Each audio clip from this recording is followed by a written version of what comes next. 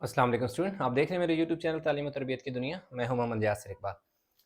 Exercise हमारे पास 2.2 है। Question number जो 1 है उसमें वो कह रहा है check whether log x into 7 minus x is defined for.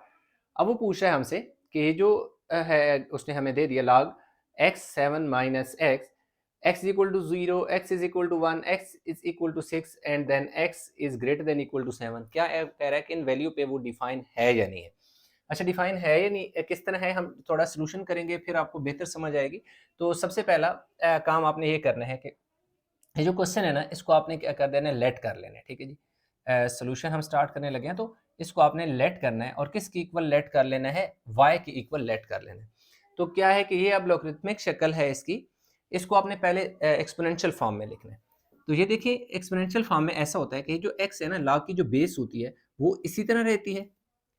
ये जो इसका एक किस्म का एक्सपोनेंट होता है, एक्स के ऊपर जो पावर होती है ये जो इस तरफ चली जाती है, तो ये वैल्यू इधर आके क्या बन जाएगी, 7 माइनस एक्स हो जाएगा।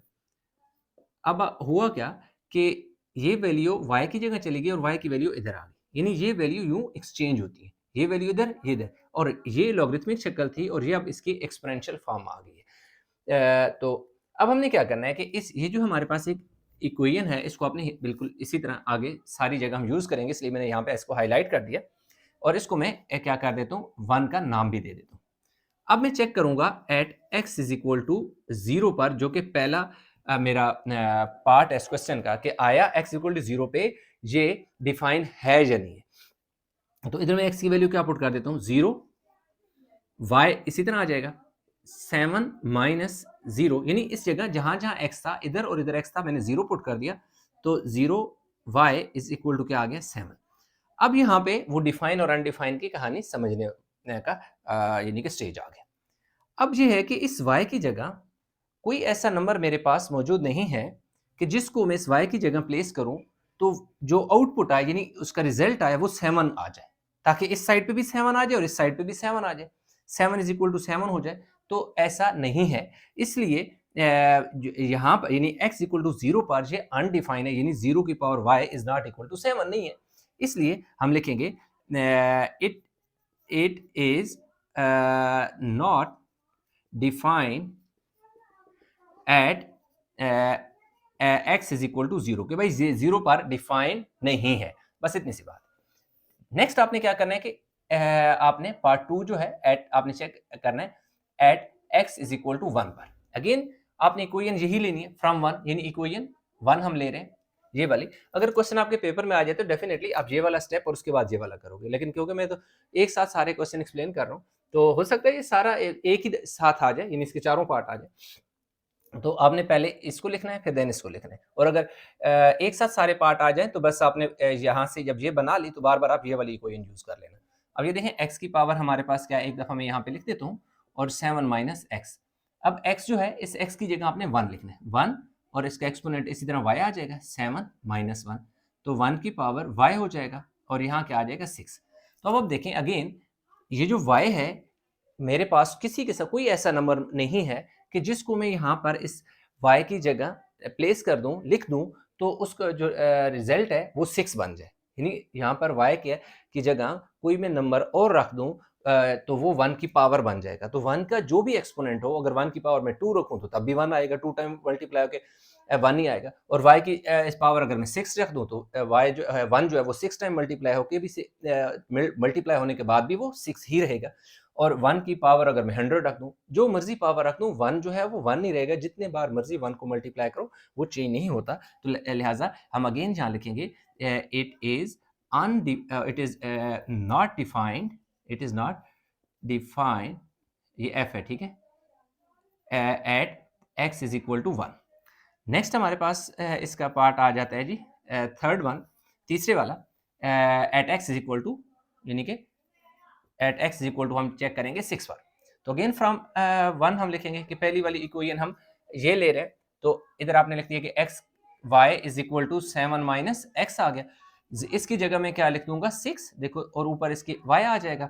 इधर मैंने लिखा जी सॉरी, हाँ ठीक है, और इधर देखिए मैंने क्या लिख दिया जी 7 माइनस, इसकी जगह मैं क्या लिख दूंगा 6 ही है ना मेरे पास, यस तीसरा 6 है, इधर क्या लिख दूंगा 6। तो अब आप देखिए मेरे पास 6 इज इक्वल टू 7 में से यानी कि 6 की पावर क्या हो गया y इज इक्वल टू 1 बच गया।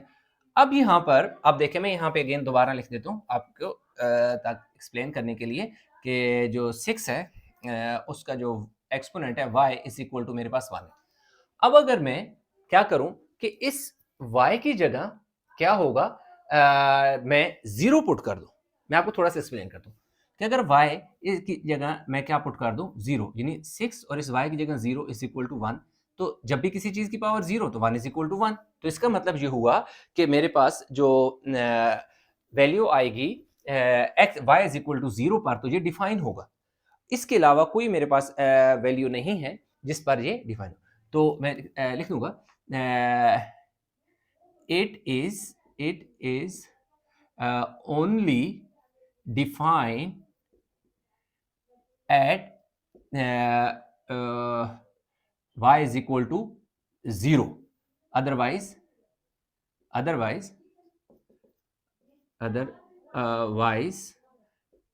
it is not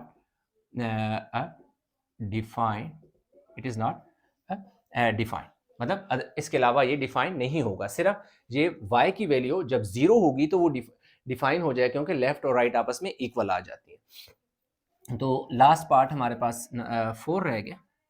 अब 4 हमारे पास वो कह रहा है x is greater than equal to 7। अब ग्रेटर देन इक्वल टू 7 का मतलब है कि x जो है 7 उसमें शामिल है, 8 भी होगा, 9 भी होगा, और आगे ऐसे कंटिन्यू में चलेंगे, 10 11 ऐसे चलते रहेंगे। हम 2 से 3 वैल्यू टेस्ट करेंगे, हमें पता चल जाएगा कि डिफाइन है या नहीं। आपने फिर अगेन दोबारा इक्वेशन ले लेनी फ्रॉम 1 आपके पास क्या है, x is equal to 7 minus x है, तो x is equal to 7 x की power y is equal to 7 minus x। तो सबसे पहले at x is equal to 7 पे चेक करेंगे, तो x की जगह क्या पुट कर दो 7, y is equal to 7 minus 7, तो y 7 की जो एक्सपोनेंट है y 0, तो लिखोगे it is not defined at x y is equal to sorry x is equal to 7 पे ये डिफाइन नहीं होगा। अच्छा जी, अब इसके साथ ये उतार ले थोड़ा सा, क्योंकि मैं बाकी का जो है ना जगह कम है, तो मैं ऐसा है कि इधर ये चले, ये थोड़ी सी जगह मेरे पास है। अगर मैं चेक कर लेता हूँ कि रिकॉर्डिंग में ये एरिया आ रहा है, ठीक है आ रहा है, तो मैं इसको इधर चेक कर लेता हूँ अगली 2 वैल्यू भी। अब मैं चेक करूँगा at x is equal to 8 पर। तो इसी तरह फ्रॉम 1 ये वाली इक्वेशन में लूँगा, x y is equal to 7 minus x. कौन सी इक्वेशन मैंने ली है, x y is equal to 7 minus x, यानी इक्वेशन 1 ली। इधर देखो 0 पुट किया, ऊपर y 7 माइनस 8 सॉरी 8, तो 8y इज इक्वल टू -1। तो अगेन मेरे पास कोई ऐसा नंबर नहीं है कि मैं y की जगह पे लिखूं तो उसका जो रिजल्ट है वो -1 है, तो ये मैं लिख दूंगा it is not defined at x is equal to 8। Last हम एक किधर था, 9 भी चेक कर लेते हैं, at x is equal to 9।